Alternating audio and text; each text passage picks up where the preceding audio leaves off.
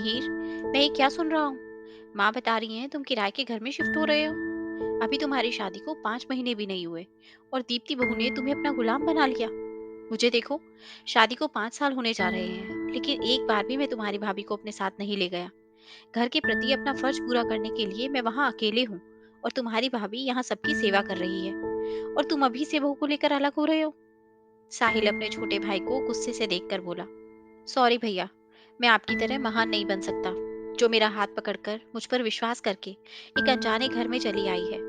उसकी रोज रोज बेइज्जती मैं नहीं देख सकता। मिहिर ने घर से अलग होने की वजह बताई तो साहिल दंग रह गया। तुम कहना क्या चाहते हो? साफ साफ कहो। साहिल गुस्से से देखते हुए बोला, क्या कहूँ और क्यों? क्या आपको अपनी पत्नी की आंखों में उनका दर्द नहीं दिखता? कई बार मैंने भी आपसे कहा कि भाभी को अपने साथ ले जाओ, अपनी गृहस्थी बसाओ, पिंकी को पापा की जरूरत है। लेकिन आपको मम्मी और मोना दीदी के सुख के आगे पिंकी और भाभी का दर्द और दुख दिखा ही नहीं। भाभी ने मुझे अपनी कसम देकर रोक रखा है, वरना। बोलते बोलते मिहिर भावुक हो गया। भाभी ये सब सह रही हैं क्योंकि आपकी आंखों पर माँ और मोना दीदी की शराफत का चश्मा चढ़ा हुआ है, लेकिन मुझे उनकी चालाकियां सब पता थी। अरे, मैं तो शादी के 1 महीने बाद ही अलग हो जाता, लेकिन भाभी ने अपनी कसम देकर रोक लिया। उन्होंने कहा कि सब लोग मुझे नहीं, दीप्ति को गलत समझेंगे। मैंने भी उनका मान रखते हुए उनकी बात मान ली, क्योंकि मैं यही दीप्ति के साथ था। मिहिर की बात अभी भी साहिल को नहीं समझ आ रही थी। तू कहना क्या चाहता है, साफ साफ बताओ। साहिल ने डांटते हुए कहा तो मिहिर ने जो सच उसे बताया, उसे सुनकर उसकी आंखों के आगे अंधेरा छाने लगा था। मोना और सुमन साहिल के सामने बैठी थी और दोनों ही एक दूसरे को आंखों से इशारा कर रही थी कि क्या बात है, साहिल क्या पूछना चाहता है। मम्मी, इस बार मैं पिंकी और सुनंदा को अपने साथ लेकर जा रहा हूँ। पिंकी अब बड़ी हो गई है, उसका एडमिशन वही स्कूल में करा दूंगा। साहिल ने पिंकी के गाल को प्यार से थपथपाते हुए कहा, वहां क्यों? अरे यहाँ भी तो स्कूल है, और एक स्कूल तो अपने घर के पास ही है, उसमें एडमिशन करा देंगे। उस स्कूल की फीस भी ज्यादा नहीं है। अरे, छोरी की पढ़ाई पर इतना पैसा खर्चा करने की जरूरत नहीं है। एक दिन ससुराल जाकर रोटी ही बेलनी है। जितना पैसा उसकी पढ़ाई पर बर्बाद करेगा, उससे अच्छा वो पैसा उसके नाम से जमा कर दे, शादी ब्याह में काम आएगा। सुमन जी अपनी ही रो में बोले जा रही थी, मम्मी, उस स्कूल में क्यों? आप ये भी तो बोल सकती थी कि पिंकी का एडमिशन मोना के बेटे गोलू के स्कूल में करा दे। दोनों भाई बहन एक साथ जाएंगे। साहिल ने सुमन जी की बात का विरोध किया। अरे बेटा, उस स्कूल की फीस बहुत ज्यादा है। और बोलते बोलते सुमन जी रुक गई, क्योंकि मोना ने उनका हाथ पकड़ लिया। लेकिन ये हरकत साहिल की नजरों से छिपी नहीं रही। मोना, तुम अपने ससुराल कब जा रही हो?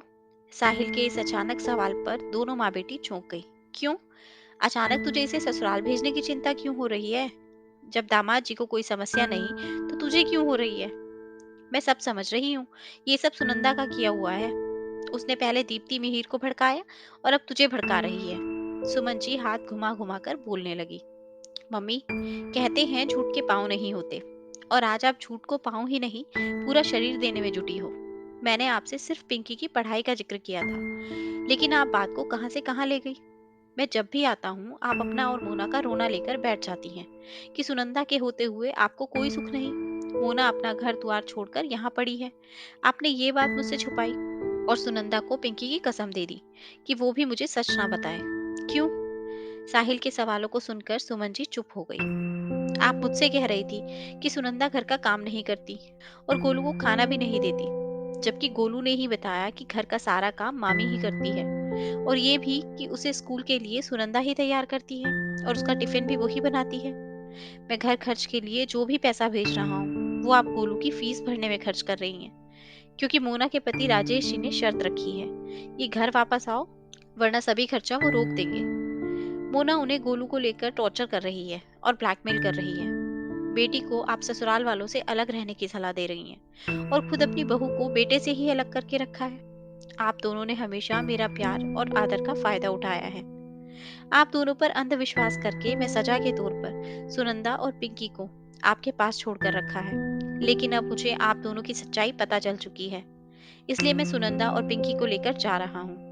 मिहिर आप दोनों का सच जानता था, इसलिए वो अलग किराए के घर में रहने जा रहा है, और मैंने उसे इजाजत दे दी है। अब आप दोनों यहाँ चैन से रहिए और एक दूसरे की मदद करिए। साहिल ने अपना फैसला जैसे ही सुनाया, मोना चिल्लाने लगी, मैं क्यों यहाँ काम करूं? अगर अपने हाथों से ही बनाकर खाना है तो अपना घर क्या बुरा है? मैंने आज तक जो भी किया है मम्मी के कहने पर किया है। मोना अचानक से पारी बदलने लगी। देखा भाई, ये माँ बेटी किसी की सगी नहीं है। और आप इन लोगों की वजह से भाभी और पिंकी को दर्द दे रहे थे। आपको यही सच दिखाना चाहता था। ले जाइए भाभी और पिंकी को। वो लोग कितना सहेंगी? और क्यों? आपसे शादी करने की कीमत चुका रही हैं भाभी, आपसे दूर रहकर। मिहिर और दीप्ति सुनंदा के साथ खड़े थे। साहिल ने सुनंदा का हाथ पकड़ा और कहा, अपने घर चलो सुनंदा। ये सुनकर सुनंदा की आंखें बरस पड़ी और खुशी से हाँ बोलते हुए साहिल के सीने से लग गई। दोस्तों, आशा करती हूँ आपको ये कहानी अच्छी लगी होगी और जरूर कुछ नया सीखने को मिला होगा। आपका एक लाइक, शेयर और सब्सक्राइब हमें ऐसी ही और वीडियोस बनाने के लिए मोटिवेट करता है। इसलिए अगर अभी तक आपने हमारा चैनल सब्सक्राइब नहीं किया तो प्लीज़ आप हमारे चैनल को सब्सक्राइब करें। आपसे कल फिर मुलाकात होगी एक नई कहानी के साथ। धन्यवाद।